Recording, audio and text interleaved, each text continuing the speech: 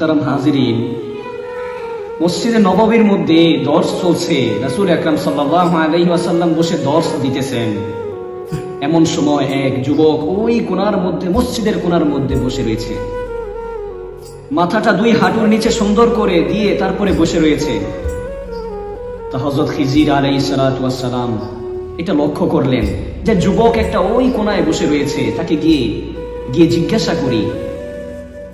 যখন হযরত খিজির আলাইহিস সালাতু ওয়াস সালাম গিয়ে যখন তার মাথায় টোকা দিয়ে বললেন, যুবক, এখানে রাসূল দর্শ দিতেছেন আর তুমি এই কোণার মধ্যে বসে সমস্ত সাহাবায়ে কেরাম দর্শ শুনতেছে, আর তুমি একমাত্র যুবক মসজিদের কোণার মধ্যে বসে রয়েছো মাথা হাঁটুর নিচে দিয়ে।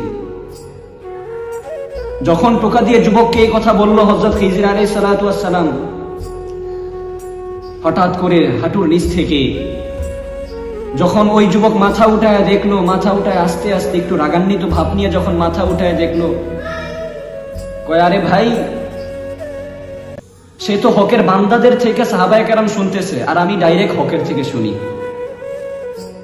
কত বড় লোক, কত বড় আল্লাহওয়ালা। হযরত খিজির আলাইহিস সালাতু ওয়াস সালাম অবাক হয়ে গেলেন, এত বড় তাআল্লুক, এত বড় সম্পর্ক যুবকের।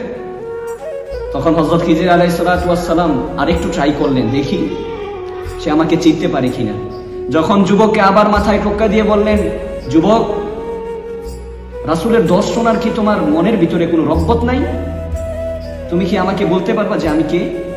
তখন যুবক আরেকবার, দ্বিতীয়বার মাথা উঠায় সুন্দর করে বলে, খিজির, আমাকে বিরক্ত কইরো না। এমন এক চিল্লান দিব সমস্ত মানুষ তোমাকে পানি পড়া দিতে দিতে তোমার রূপ বের করে ফেলবে। হযরত খিজির আলাইহিস সালাতু ওয়াস সালাম এই কথা শোনার পর অবাক হয়ে গেলেন, সে আমাকে চিনল কি করে? আর সে ডাইরেক্ট হকের থেকে শুনে, আর হকের বান্দার থেকে সাহাবায়ে কেরামরা শুনতেছে। আমাদের জামানায় এখনো এমন আল্লাহ ওয়ালা দুনিয়ার মধ্যে বেঁচে আছেন। কত ফুটাফুট ছিল ওই যুবক।